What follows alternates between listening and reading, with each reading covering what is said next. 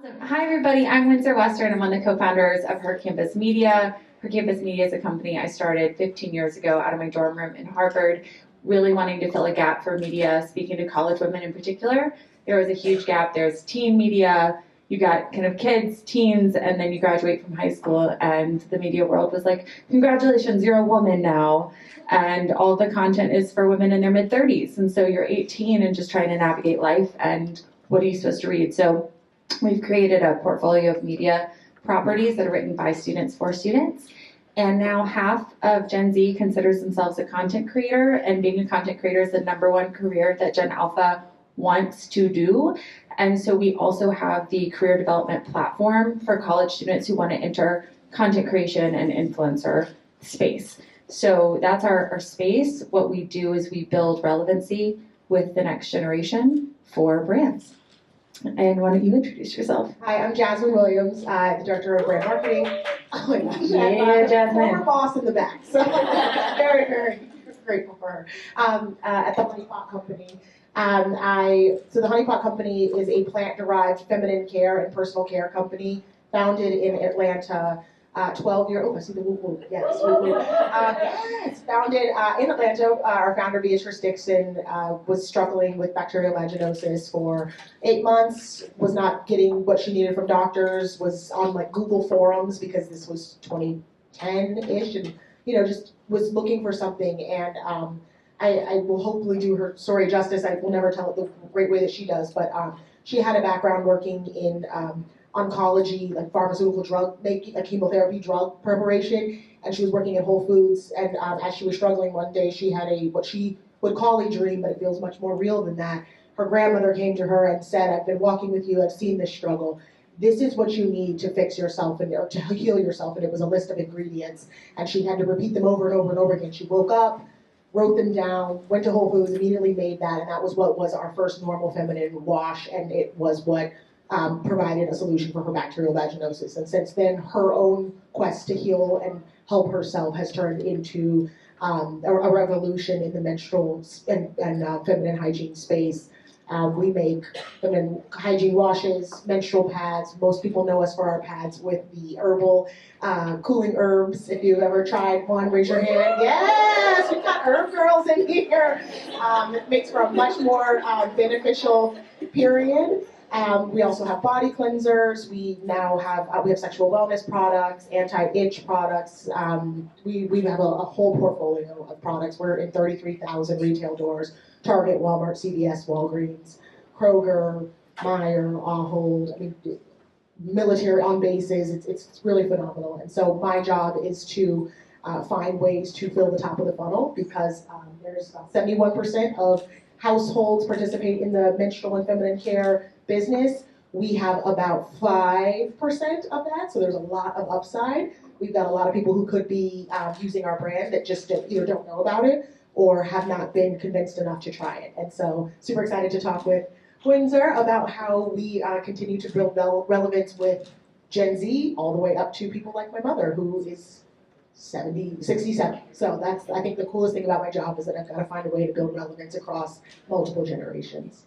We had some cheers earlier when one of our speakers talked about performance marketing is super important, right? And the finance people are always like, show me that it works. What's the ROI? I want to know. But the brand marketing too is incredibly important. And so doing that full funnel marketing, but what we talk about as well is thinking about the life cycle of a consumer. And there's this misconception that if you want to speak to Gen Z, you're a Gen Z brand. Like Gen Z brands that are for young people should talk to young people, and then other brands, they don't have money until they're in their late 20s, and then we should focus on the later life stage. The exception of the cruise line, which just focus on like 40 and up, and like you're good, totally.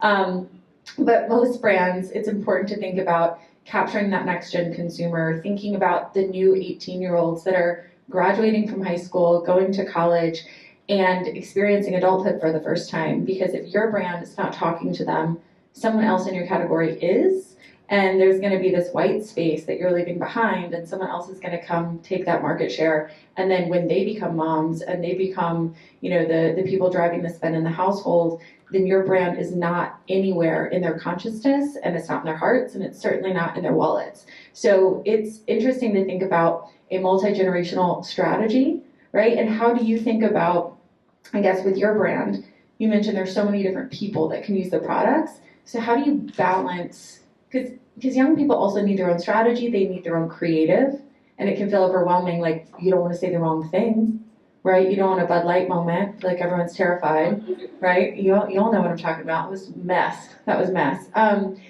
So how do you think about that at the Honey Pot when young people are important, but other demos are too? So I think what's helpful is our company is made for humans with vaginas by humans with vaginas, so we don't focus on age as much as we focus on.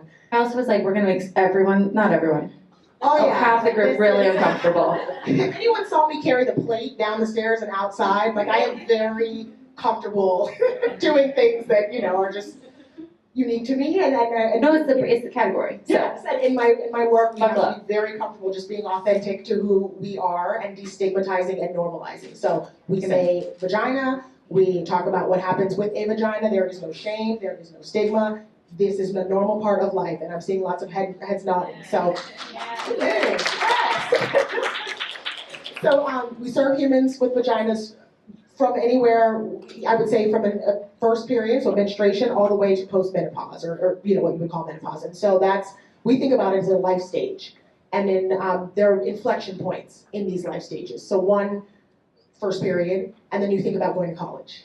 And that tends to be when people become more sexually active, and they're exploring and experimenting and enjoying their freedom, and sometimes that comes with some uncomfortable, results. We're talking UTIs, we're talking BV, and in that moment, that's when you really need to understand your body and pH and how to take care of your body. So we think about that life inflection point. We think about motherhood, and the process of being postpartum, right? And kind of what that's like. And if you've never experienced that before, the first time you experience it, you're like, oh, this is different.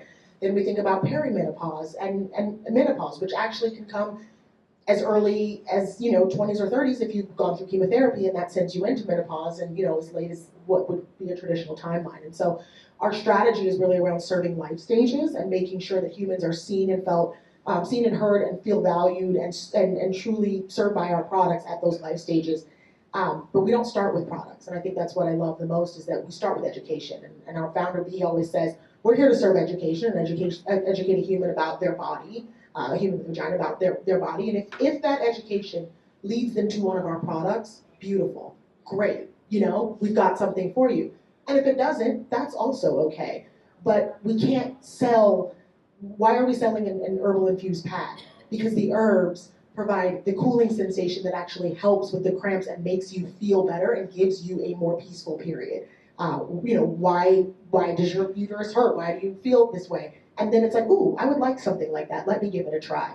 And so for us, it's again, instead of thinking about age and, oh no, we can't be all these things, it's like, well, if we're centered on serving humans with vaginas, there's a life cycle that's quite long, and we need to be along with that human through their journey. I think the life stage conversation is really interesting, because right now we talk a lot about Gen Z. I think Gen Z has come up in almost every single panel, but right now Gen Z is 14 to 28. So high schoolers are Gen Z, college students are Gen Z, and young professionals are Gen Z. And alphas are the tweens that are terrorizing everyone at Sephora, but they're also newborn babies, right? And so you're talking about alphas, that's a whole large generation as well. And so even when, and I have a hard time with Gen Z because I'm not talking about 14-year-olds. I'm talking about 18 to 24-year-olds. And college is such an important life stage for so many reasons. One, it's adults, right? So you don't have to worry about advertising to teens or children, and thinking about that and them using social media. It's also going out in that independence and the patterns that are formed at that stage. But college is also a very specific time, and a lot of brands want to talk to college students, and so you have to be really different and really unique and really authentic. And so I want to pivot to talking about experiential and how experiential can be a strategy for digital. You're like, what are you talking about? That doesn't make any sense. So I'm going to show a sizzle for an event that we did. And There we go. And the sound is on, this is where I was going to sing, but I'll just talk over it instead. So as a modern media company, we have to think about how do we modernize, how do we keep ourselves relevant with the next generation, how do we engage our community, and how do we become more than just a website, right? And so we bring our community together, our community of writers together to New York City every summer for something called Her Conference. And it's a career development conference, but we have all these brands, and in addition to the programming, where we have next-gen celebrities and talent that come and they get to meet, and influencers that come and they get to meet all the students, we also create these brand moments. And the brand experiences are about, yes, the 300 to 400 women who were there on site, but it's more about the story that you're telling with that content that you're capturing. You're about creating a moment in time. So CBS is a big partner, and you saw their women. One is this love lock heart. So this is the CBS logo, and you would write a positive affirmation about yourself on a lock and lock it onto the heart. And now that heart sits at CBS's headquarters. Right when you walk in, that's what you see. They also have a big campaign on beauty, unaltered, and unaltered photos. They don't use any photoshopping in any of their stores. And they're already doing this work. They've been doing this work, but people didn't know. Like, you think about Dove and not altering photos, right? You think about Aerie not altering photos, but CBS is a leader in this space. So how do you tell an authentic story about unaltered beauty? Why don't we do a beauty touch-up station using beauty products from CBS? And then we'll have a portrait studio where you'll get your own unaltered beauty portrait that then you can use on your LinkedIn. So it's multi-touch points, and then these authentic stories that are told, and it's not, go to CBS and here's a coupon, right? That's great. We love extra care bucks. We're trying to use the app and not the long receipts. But we love the long receipts, though. It's like a game. And I keep looking at Miriam right here. It's one of our clients, CVS Health. But it's about how do you tell that story in a new way? How do you create new visuals? Because also young people are so visual, as we're all visual, right? We talk about content. We talk about social. We talk about images and videos and the stories that stick in our minds. And so an event is a really cool opportunity to get authentic stories told, because they're not models, they're real people, they're really engaging with the brand. But then if you're not amplifying the content you capture at that event, the scale is not fully taken advantage of. So we had the Honey Pot there on site, and they sponsored our bathrooms. And we had really vibey bathrooms. And there's this whole concept of women like going to the bathroom together. It's a real thing. And you have a party in the bathroom. So the concept was party in the bathroom, sponsored by Honey Pot. The only problem, we had diffusers, so it smelled nice. We had all their products in there. We had I almost said a boombox. How old am I? No, but like an MP3 player in there. And the problem was that women were going in groups. They were actually using the bathroom, but then they were having parties and creating content, like photo shoots in the bathroom. So the line was insane, and people had to pee. So this was a problem, but because these were the only bathrooms. But you can see they're literally having a dance party in the bathroom. So why did Honey Pot create bathroom parties at her conference, and what did that do for your brand? So I'm going to start from I'll get there, but I have a very interesting job in that. So I used to work at Coca-Cola, and I used to work for Facebook, then Meta, and I worked for two. You heard of those companies? Most people, right? I work for two brands that you more than likely will see in a given day. You're going to see someone drinking a Coke. You're going to see, in Atlanta, obviously, we're all going to see it. But now I work for a company where the products live in the cabinet under the sink or in the zip pocket of the inside of your purse. Someone right now could have Honey Pot, and we wouldn't know. In your day, you will likely see someone who has it, but you don't know. And so I've got to bring awareness to our products. I've got to normalize them, and I've got to get to a place where maybe someone's not walking around with like a Honey Pot pad in their hand, right? But, I will. Thank you. But at least if someone's like, my periods have been so hard, they can be like, oh girl, get an herbal pad. Let me tell you about this. Let me do that, right? Because we need someone to do, we need that word of mouth, because you're not going to see us in the same way. So then when we do show up in a place where you can see us, the bathroom makes sense. And what I want to talk about, this idea of how you can serve many different generations or humans with a similar concept. So a bathroom takeover is not new. We have done it in many different events, but it's how we do it at these events. And so last year we took over a bathroom at the Mom Friends, which is oh, you're fine. It's the last one. Keep going. You're fine. Is it in there? Or Maybe. I lied. No, I don't think it's in there. It's okay because it's just a lead. But we took over the bathroom at the Mom Friends, which is this a conference for moms of color in DC. It is highly. The tickets sell out every year. People travel from all over the world, all over the country into this conference. And we took it over and we showed up in a very empowering way. The theme was rest, and so we took the personas of each of our feminine washes, and we had a grounded mama and a refreshed mama and a revitalized mama, and it was very empowering. And go mama. And then when we did this one, we've got a cling on the bathroom that says, "Take care of your neck, your back, your coochie, and your crack." Right? So it's same concept, just different language and the tactics, right? So Different language. Very different. But we can push it there. We can really do that. But the email from my marketer that was like, I need your approval on some language for a second. I was like, sure, yeah. I was like, that is a first. But I approved. Yeah, check. And the other bathroom, which you don't see here, or this bathroom said, show your coochie some love. And so I say that because it's like you make an experience so special, and then all of a sudden you're like, I want to take this content, I'm taking a picture, I'm posting it on Instagram or TikTok, I'm sharing it to someone, I'm dancing. And so our brand has to come alive. And why not have it come alive in the place where it lives, typically hidden, but we're bringing it out into the open, and we're making you feel empowered. We are destigmatizing, we are normalizing, and we're making this fun. Our brand tone is very confident, it's very empowered, it's very factual, but there's always a little bit of humor in there because it's, like, life is hard, let's have a little laugh. And another thing that we can talk about at some point is our mascot, who I don't think is in this presentation, which is fine, but if you follow us on Instagram, you know her, but her name is Miss Coochie. She is a giant vulva, and yes, please get your phone at the Honey Pot Co. She's a giant vulva, and she talks, and she dances, and she has messages. She's been cartoonized. She's actually, there's an actual mascot costume in the headquarters at in West Midtown. But we can't use her in retail. Like, we all know her Target and Walmart. We can't use her there, right? But she can show up on our social. She can show up in a sticker at our back to school tour. And so when I say why this was so important is because you've got to understand who's going to be at this event and then show up as your brand normally would in a way that's just super relevant to them. And that's such an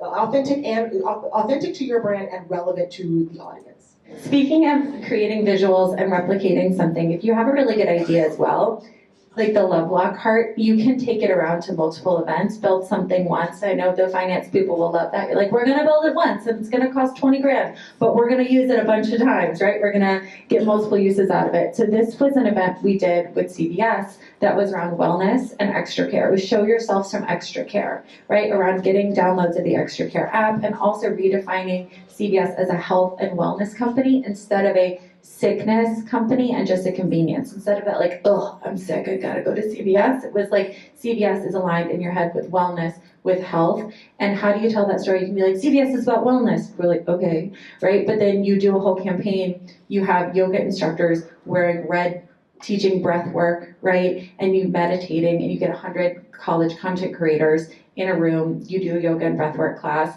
There's a whole photo moment, there's gifting, and oh my gosh, I didn't know all these brands were sold at CVS.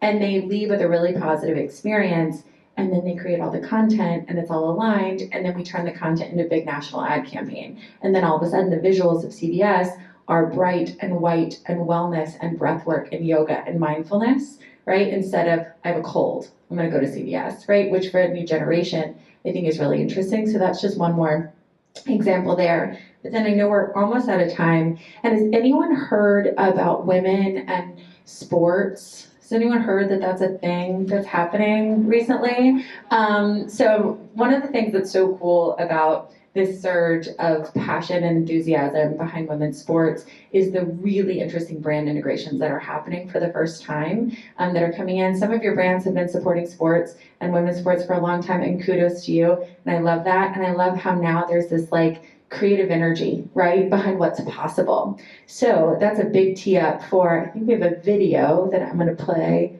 after this. Let's see if this one works. Yes, this one will work. But can you talk about the work Honey Pot's doing with the Atlanta Dream? Yes, so we are the exclusive body care partner of the Atlanta Dream, our local hometown team. And what you're seeing on this video here is actually the culmination of our partnership. Right as the season ended, we did a wellness summit for young girls ages 13 to probably 20, because we had some on-campus girls attend, and this was at Spelman College. And so this was our brands coming together, not to push, our products or basketball, but really to say that wellness is important, both on and off the courts. And so we had our company's dermatologists and gynecologists there. We had a breathwork expert as well from an organization called Black Girls Breathing. And then we had social media savviness workshop, because these are, again, young girls, you heard what Windsor said, who want to be content creators. Okay, how do we do it? Then we had a financial wellness workshop, so that once you make that money, how do you protect it, invest it, grow it, etc. And so it's just really important to think about the ways in which your brand can show up that is focused on product, but also just elevates your overall brand equity. And so our partnership with them was multifaceted. It included some of the basic things like in-arena signage. And then we also did tabling at the games. We were giving out products and engaging with the community. We put a custom display in the locker room for the players, so that they could get Honey Pot products all of the time. What I think is interesting is that I've been asked by a couple of news outlets, oh, what is it like to be a non-endemic sports brand partnership? And I just kind of feel like, I don't feel like we're non-endemic, because I'm like, well, they're humans with vaginas who need period products. So yes, it's not a basketball, it's not a shoe, it's not a hat, but these are not products deodorant. but they need these. And so again, finding ways to take those products at a brand that lives kind of in a dark place and bring it to light, which I think we're going to get into next. And then, okay, Beyonce and Honey Pot in the same sentence, that's a win. So can you talk about how'd you make that happen? Because that's awesome. Any marketer's dream. Yeah, long story short, I answered a cold call, and it was at my daughter's preschool graduation. I was like, this sounds great, I will call you back. And when the opportunity came to us to put our products in these badass vending machines that another woman started, I knew the timing, and I knew that Beyonce, oh, can you pause this because I'm going to start talking if no one wants to hear that.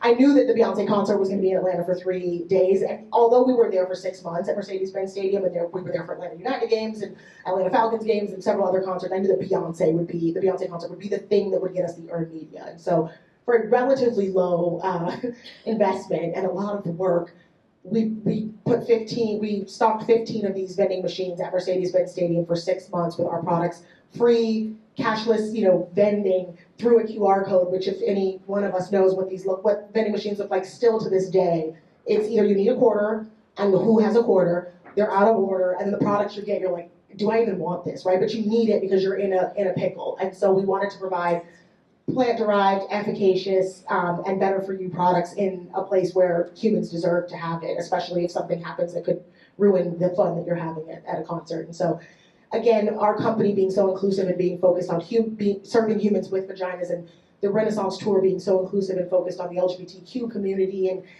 just everything that Renaissance stood for, it just worked out really, really well. We got a lot of earned media there, and I think that sometimes your strategies aren't the ROI wasn't people went and bought our product, but a lot of people in Atlanta heard about this, and it helped us a lot with our awareness and hopefully our household penetration. I guess I got to stick around a lot longer at my company to say, when we hit our goal, I'd be like, that was back when in 2023. Love it. And then we also were at, the Carol G also came through, and Remezcla also covered that for us too, and that's a very, very, very well-known Latina publication that is that has the pulse on what's happening in that community from a politics, culture, music, etc. And so that was great that we also could show up in that moment too. I love it. I think what's so interesting about what you do with your marketing strategy, we talk a lot about the relevant scale at Her Campus Media, and we talk about layering on top of your marketing funnel the relevant scale. The relevant scale, it sounds really harsh. You go from being invisible to being to young people, to being irrelevant to young people. Then you go to you're somewhat relevant. They're thinking about you. They've heard of you. They're considering you, and then they buy you. But then the holy grail is that loyalty, right? We've talked about that here today. And different tactics map to different points. If you're invisible, they don't know who you are, 5% household penetration.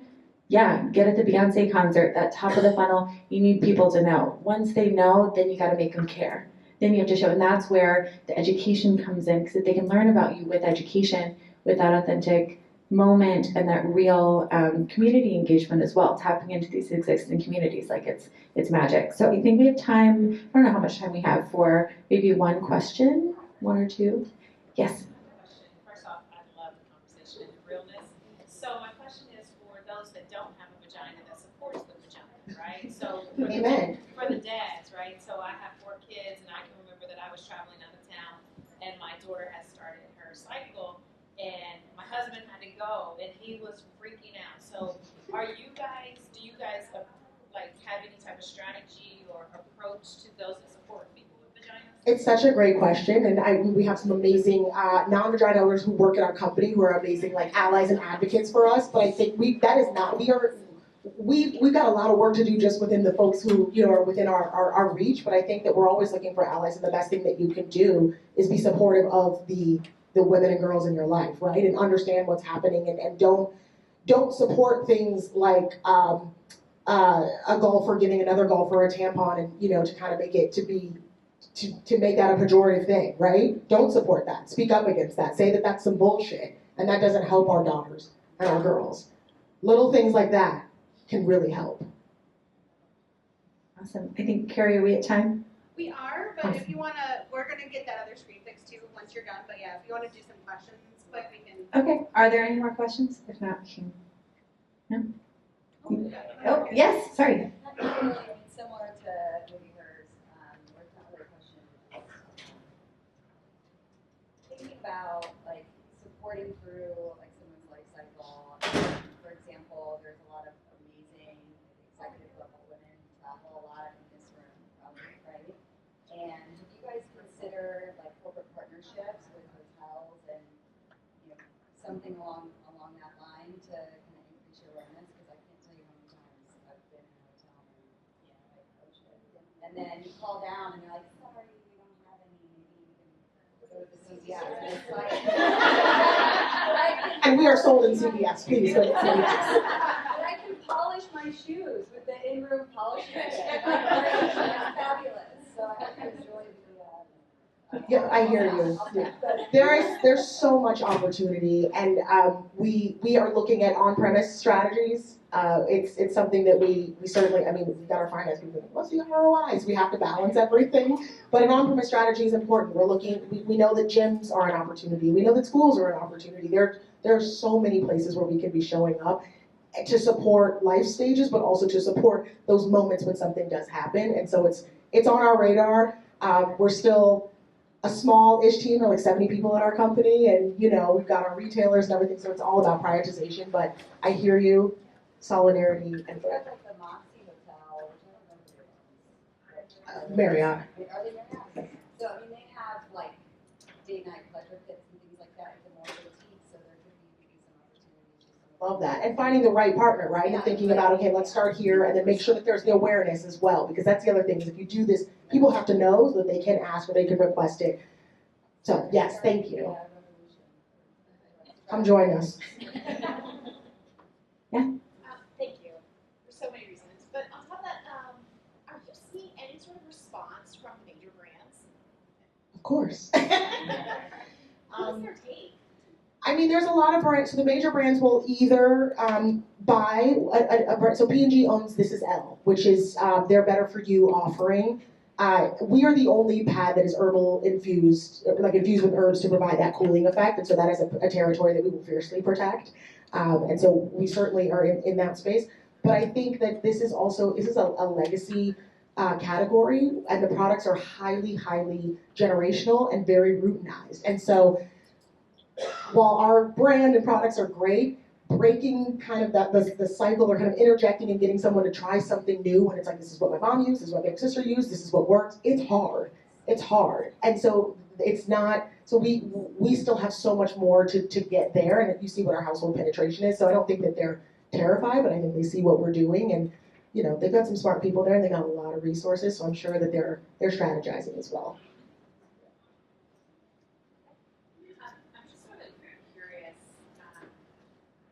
love what you're saying, because your brand and ethos and how you articulate it so well. And I'm just very curious as you look at 2025 in terms of the political environment, how is that sort of impacting maybe some of the strategies, maybe some of your communication? Just very curious how that's achieving some of your plans. Our plans aren't changing in the sense that we understand what our humans are going through. We understand what their realities are, and some of the things that have been a reality for a long time. I mean, if you understand even just the history of gynecology and how it was started, what is happening next year is just a continuation of history. And for those who don't know, I'll give a very, very short spiel. This is not going to be the best, but gynecology was really founded by a white man who was performing procedures on black women without anesthesia.